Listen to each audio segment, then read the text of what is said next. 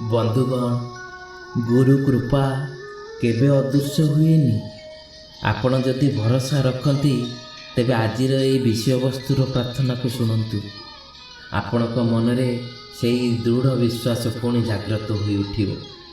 ଶ୍ରୀ ଶ୍ରୀ ଠାକୁରଙ୍କ କୃପା ଲାଭରେ ଧନ୍ୟ ହୋଇ ନିଜ ଜୀବନରେ ଏପରି ଏକ ଅଦ୍ଭୁତ ଘଟଣା ଆପଣମାନଙ୍କ ପାଖରେ ରଖୁଛି, ଆପଣମାନେ ହତଚକିତ ହୋଇଯିବେ। ଅନେକ ସମୟରେ ଜୀବନର ଏ ପ୍ରକାର ସମସ୍ୟାର ସମ୍ମୁଖୀନ ଆମମାନଙ୍କୁ ହେବାକୁ ପଡ଼େ, ଆଉ ସେଇଠି ପରମ ଦୟାଳୁଙ୍କର କୃପା ହିଁ କାମରେ ଆସେ।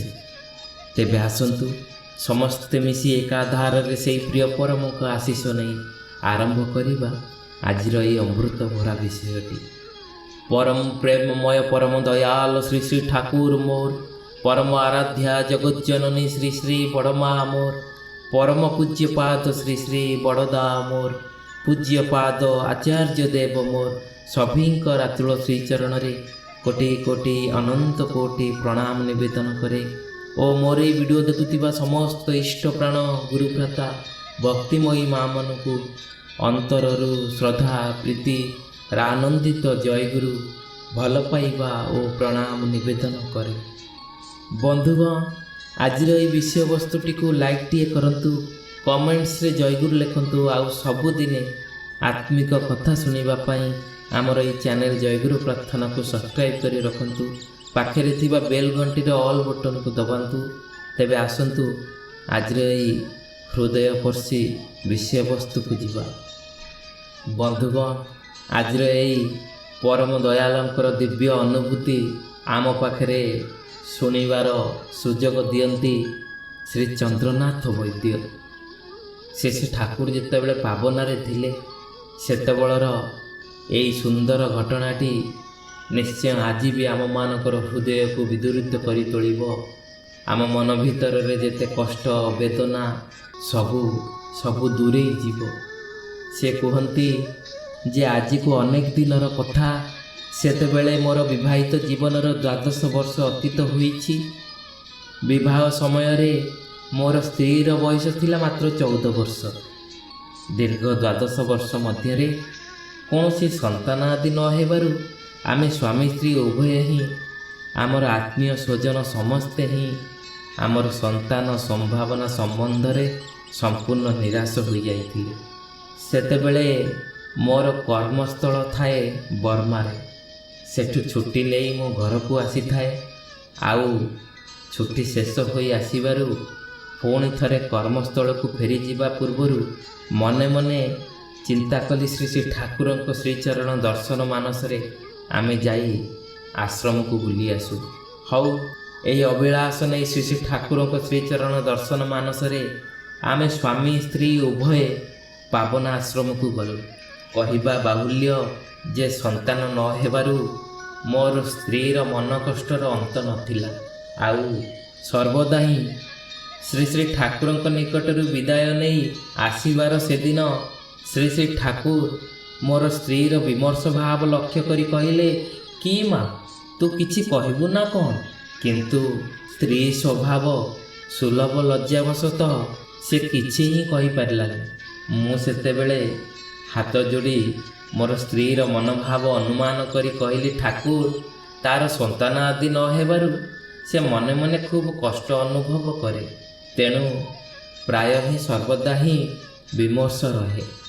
ସେ ଠାକୁର ମୋର କଥା ଶୁଣି ମୋର ସ୍ତ୍ରୀ ଆଡ଼କୁ କିୟତ୍କ୍ଷଣ ଚାହିଁ ରହି କହିଲେ, ତୋର ବୟସ ହିଁ ବା ଏପରି କ'ଣ ହୋଇଛି କି? ସନ୍ତାନ ଆଦି ନିଶ୍ଚୟ ହିଁ ହେବେ ତୋର। ବାସ୍, ଶ୍ରୀ ଶ୍ରୀ ଠାକୁରଙ୍କର ଏହି ଅମୋଘ ବାଣୀ ଶୁଣି ଆମ ଉଭୟଙ୍କ ମନରେ ଆଶାର ସଞ୍ଚାର ହେଲା ଏବଂ ଭାବିଲି ଯେ ତାଙ୍କର ଆଶୀର୍ବାଦ କେବେ ହିଁ ବ୍ୟର୍ଥ ହେବ ନାହିଁ।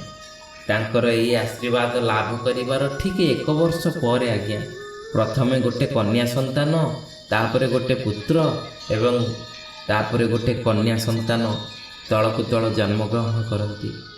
ମୋର ଏକମାତ୍ର ପୁତ୍ର ଜନ୍ମଗ୍ରହଣ ପରେ ଆଉ ଏକ ସମସ୍ୟା ଆସି ପରିଲକ୍ଷିତ ହୁଏ। ବିଖ୍ୟାତ ଜ୍ୟୋତିଷୀ ଦ୍ୱାରା ତାହାର ଜାତକ କରାଇ ଜଣାଗଲା ଯେ ପୁତ୍ର ସନ୍ତାନଟି ଅତୀବ ସ୍ୱଳ୍ପାୟୁ ନେଇ ଜନ୍ମଗ୍ରହଣ କରିଛି।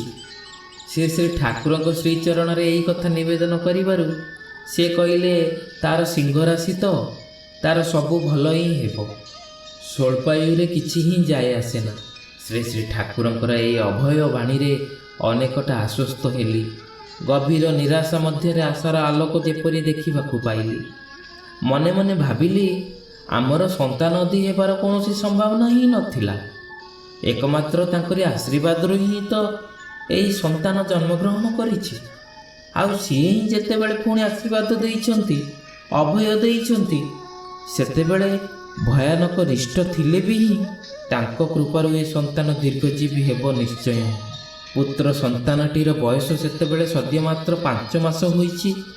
ତାର ମାତା, ଶିଶୁ କନ୍ୟା ଓ ନବଜାତ ପୁତ୍ରଟିକୁ ମୁଁ ରେଙ୍ଗୁନରେ ଛାଡ଼ି ପୁଣି ମୋର କର୍ମସ୍ଥାନକୁ ଫେରିଗଲି। ଆଉ କିଛି ଦିନ ପରେ ରେଙ୍ଗୁନ ହେଡ଼ ଅଫିସରୁ ହଠାତ୍ ଘରର ତାର ପାଇ ମୋତେ ରେଙ୍ଗୁନ ସହରକୁ ପ୍ରତ୍ୟାବର୍ତ୍ତନ କରିବାକୁ ହେଲା। ବସାରେ ଆସି ଦେଖେ ଯେ ନବଜାତ 5 ମାସ ବୟସର ଶିଶୁ ସନ୍ତାନଟିକୁ ଭୟାନକ ଜ୍ୱର। ସେତେବେଳେ ରେଙ୍ଗୁନରେ ବସନ୍ତ ରୋଗ ଭୟାନକ ମହାମାରୀ ଆକାରରେ ଦେଖାଦେଇଛି। ଗଭର୍ଣ୍ଣମେଣ୍ଟ ହସ୍ପିଟାଲର ଇମର୍ଜେନ୍ସି ବିଭାଗଟି ବସନ୍ତ ରୋଗୀରେ ହିଁ ପରିପୂର୍ଣ୍ଣ ହୋଇଯାଇଛି। ଆଉ ରୋଗୀ ନେବାର ବି ସ୍ଥାନ ନାହିଁ। ଚାରିଆଡ଼ର ଏହି ଅବସ୍ଥାରେ ପୁଅଟିର ଭୟାନକ ଜ୍ୱର ଦେଖି ଆମେମାନେ ଅତୀବ ସଂକୀର୍ଣ୍ଣ ହୋଇପଡ଼ିଲୁ। ସେଦିନ ସନ୍ଧ୍ୟାରେ ମୋର ଶ୍ରଦ୍ଧାୟ ବନ୍ଧୁ ଶ୍ରୀ ଯୋଗେନ୍ଦ୍ରନାଥ ବନ୍ଦୋପାଧ୍ୟାୟ ଆଡ଼ଭୋକେଟ୍ ମହୋଦୟ ଆମ ଘରକୁ ବୁଲିବାକୁ ଆସି ଆମମାନଙ୍କର ସନ୍ତାନର ଆଉ ସମସ୍ତଙ୍କର ଉଦ୍ବିଗ୍ନ ଭାବ ଲକ୍ଷ୍ୟ କରି ସେଦିନ ରାତିରେ ଆଉ ନିଜ ଘରକୁ ନ ଯାଇ ଆମ ଘରେ ହିଁ ରହିଗଲେ। ପ୍ରାତଃରେ ଶଯ୍ୟା ତ୍ୟାଗ ପରେ ଯୋଗେନ ଭାଇଙ୍କ ନିକଟକୁ ଯାଇ ଦେଖେ ଯେ ସିଏ ଏକଦମ ମହାବିମର୍ଷ ହୋଇ ବସିଛନ୍ତି। କାରଣ କ'ଣ ପଚାରିବାରୁ ସେ କହିଲେ ଯେ ଗତ ରାତିରେ ଏକ ଦୁଃସ୍ୱପ୍ନ ଦେଖିଛନ୍ତି। କି ଦୁଃସ୍ୱପ୍ନ? ସେଥିପାଇଁ ହିଁ ସେ ଶାନ୍ତି ପାଇପାରୁନାହାନ୍ତି। ଏହା କହି ସେ ତାଙ୍କର ସ୍ୱପ୍ନ ବୃତ୍ତାନ୍ତ ମୋ ପାଖରେ କହିଲେ। ସ୍ୱପ୍ନରେ ଦେଖିଲି ମୁଁ ଯେପରି ପାବନା ଆଶ୍ରମକୁ ଶ୍ରୀ ଶ୍ରୀ ଠାକୁରଙ୍କ ସ୍ୱଦର୍ଶନରେ ଯାଇଛି। ତାଙ୍କ ସମୀପକୁ ଯାଆନ୍ତେ ହିଁ ସେ କହିଲେ, ଯୋଗେନ ଭାଇ ମୋ ନିକଟକୁ ଆସିବେନି, ମୋର ସର୍ବ ଶରୀରରେ କ'ଣ ଯେପରି ଉଠିଛି। ସେ ଏହି କଥା କହିବା ମାତ୍ରେ ମୁଁ ପ୍ରତ୍ୟକ୍ଷ କରିଲି, ଅନୁଭବ କରିଲି ଯେ ତାଙ୍କର ସର୍ବ ଶରୀରରେ ବସନ୍ତର ଚିହ୍ନ। ତାପରେ ହିଁ ମୋର ନିଦ୍ରାଭଙ୍ଗ ହୋଇଗଲା। ଏହି ଦୁଃସ୍ୱପ୍ନ ଦେଖିବା ଅବଧି ଆପଣଙ୍କ ସନ୍ତାନଟିର ଭବିଷ୍ୟତ ଚିନ୍ତା କରି ମୁଁ ବିଶେଷ ଶଙ୍କିତ ହୋଇପଡ଼ିଛି। ଯୋଗେନ ଭାଇଙ୍କର ଏହି ସ୍ୱପ୍ନ ଦେଖିବାର 2 ଦିନ ପରେ ହିଁ ଶିଶୁଟିର ସର୍ବ ଶରୀରରେ ଦୁରନ୍ତ ବସନ୍ତ ରୋଗର ଲକ୍ଷଣ ପ୍ରକାଶ ପାଇବାକୁ ଲାଗିଲା। ଆମେ ସମସ୍ତେ ହିଁ ଖୁବ୍ ଉତ୍କଣ୍ଠିତ ହୋଇପଡ଼ିଲୁ। ବିସ୍ତାରିତ ଚିଠିରେ ଶ୍ରୀ ଠାକୁରଙ୍କ ଶ୍ରୀଚରଣରେ ସବୁ ନିବେଦନ କରି ତାଙ୍କ ଆଶୀଷ ପ୍ରାର୍ଥନା କରିଲି। ନିଜର ଉଦ୍ବେଗର ସୀମା ରହିଲାନି। ବସନ୍ତ ରୋଗର ବିଶେଷଜ୍ଞ ଚିକିତ୍ସକ ନିଯୁକ୍ତ ବି କରାଗଲା। ସେ କହିଲେ ବସନ୍ତର ଟାଇପଟା ବଡ଼ ହିଁ ଜୋରରେ ହେବ। ତାଙ୍କ କୃପା ବ୍ୟତୀତ ଶିଶୁର ଜୀବନର ଆଶା କରି ହେବନି। 4-5 ଦିନ ପରେ ଶ୍ରୀ ଶ୍ରୀ ଠାକୁରଙ୍କ ନିର୍ଦ୍ଦେଶ ସହ ତାଙ୍କ କରୁଣା ଲେଖା ପତ୍ର ପାଇଲି। ସେଥିରେ ସେ ଜଣାଇଲେ ଯେ ହୋମିଓପାଥିକ ଚିକିତ୍ସା ହିଁ ଭଲ ହେବ, ଆଉ ଚନ୍ଦନ ଘଟିତ ଔଷଧ ବ୍ୟବହାର କରିବା ଶ୍ରେୟ ହେବ ଏବଂ କୌଣସି ଉଗ୍ର ଔଷଧ ଯେପରି ବ୍ୟବହାର କରାନଯାଏ। ଇଏ କେମିତି କଥା? ଶ୍ରୀ ଠାକୁରଙ୍କ ପତ୍ର ପାଇ ଆମେମାନେ ଆହୁରି ବି ଚିନ୍ତିତ ହୋଇପଡ଼ିଲୁ। କାରଣ ଚିକିତ୍ସା ପାଇଁ ଯେଉଁ ବସନ୍ତର ବିଶେଷଜ୍ଞକୁ ନିଯୁକ୍ତ କରାଯାଇଥିଲା, ତାହାର ଔଷଧର ଉଗ୍ରତା ହିଁ ଥିଲା ଭୟାନକ। ଆଉ ରେଙ୍ଗୁନରେ ଭଲ ହୋମିଓପାଥିକ ଡାକ୍ତର ପାଇବା ସୁକଠିନ ହିଁ ଥିଲା। ଅନ୍ତତଃ ମୋ ଜାଣିବାରେ କେହି ନଥିଲେ। ଚନ୍ଦନ ଘଟିତ ଔଷଧ ଯେ କେଉଁଠି ମିଳିବ ତାହା ବି ବୁଝିପାରୁନଥିଲି। ପରମ ଦୟାଳଙ୍କ ପତ୍ରଟି ବାରମ୍ବାର ପଢ଼ୁଛି, ଆଉ ଏହିସବୁ କଥା ହିଁ ବାରମ୍ବାର ଭାବୁଛି। ଆଉ ମୋର ଅନ୍ତରର କାତର ପ୍ରାର୍ଥନା ତାଙ୍କରି ଶ୍ରୀଚରଣରେ ଅତି ସକାତରେ ମନେ ପ୍ରାଣେ ନିବେଦନ କରୁଛି। ସେତେବେଳେ ବି ଭାବିନି ଯେ ସିଏ କେବଳ ପତ୍ର ଲେଖି ହିଁ କ୍ଷାନ୍ତ ହୋଇନାହାନ୍ତି, ତାର ବ୍ୟବସ୍ଥା ବି ସିଏ ସମସ୍ତଙ୍କ ଅଲକ୍ଷିତରେ କରି ରଖିଛନ୍ତି।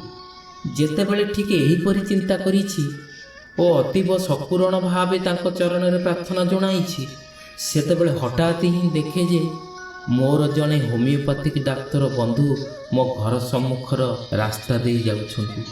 ତାହାଙ୍କୁ ସେତେବେଳେ ଉପରକୁ ଡାକି ନେଇଗଲି।